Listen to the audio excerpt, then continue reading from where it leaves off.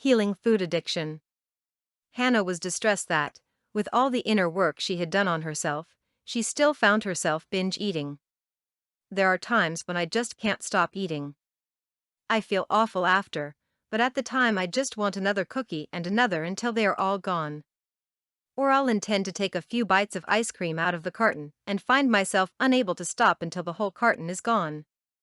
I just don't get why I'm still doing this. And it seems worse since I married Roger, even though I really love him. I just can't figure this out.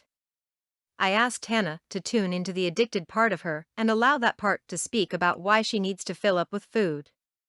Well, sometimes I just feel so empty and alone inside. I just can't stand it. The food makes me feel so much better. I don't feel so lonely when I'm eating and filled up. But I don't get why I feel this way. I'm not alone. I have Roger and he loves me.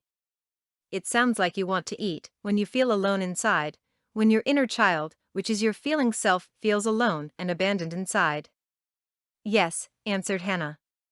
That's exactly what I feel, but I have no idea how to fill that emptiness and aloneness without food. And why do I feel alone inside when I'm not alone outside? The problem is that most people think that the empty alone feeling is caused by something outside themselves, such as not having a partner, feeling rejected by someone, being unhappy at a job, or not having enough money. Yet that is never what causes inner emptiness and inner aloneness. It is caused by one thing: not taking loving care of yourself, of your feelings, of the child within. And we cannot take loving care of ourselves without having a spiritual source to turn to for love, wisdom, guidance, and strength. A spiritual source can be God, a higher power, a guardian angel, an inner mentor or teacher, a beloved relative who has died, or your own higher self. We all need a source of guidance to turn to other than other people or our own mind. Our mind is limited to our storehouse of beliefs, many of which are false or no longer supportive of who we now are. Our mind cannot guide us in what is truly loving to ourselves.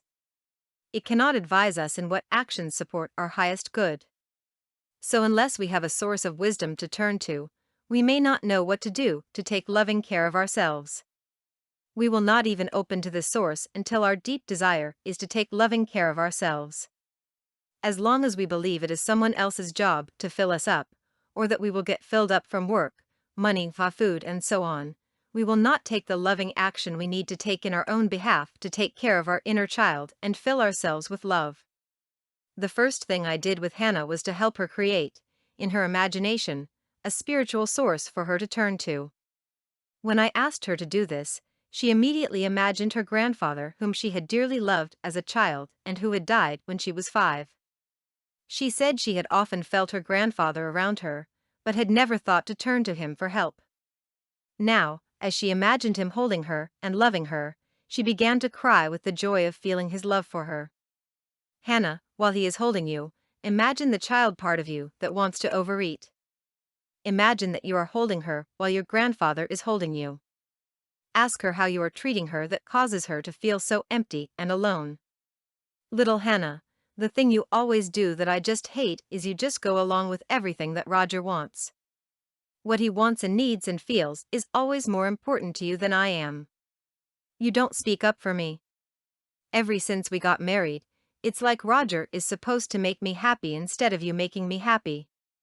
I need you to make me happy by taking care of me instead of taking care of Roger so that Roger will love us. I need you to love me. This did not come out all at once. This is a summary of what the inner child eventually said to adult Hannah.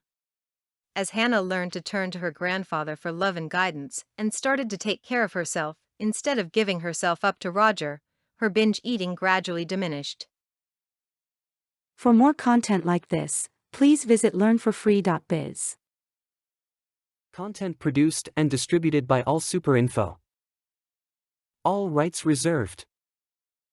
Discover the proven formula for automated sales and success that you can apply to your business in under 30 minutes. Reserve your seat at allsuper.info/webinar.